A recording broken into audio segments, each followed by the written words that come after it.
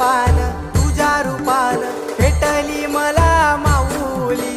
कधी रानात भाऊनात दाटली तिथच सावली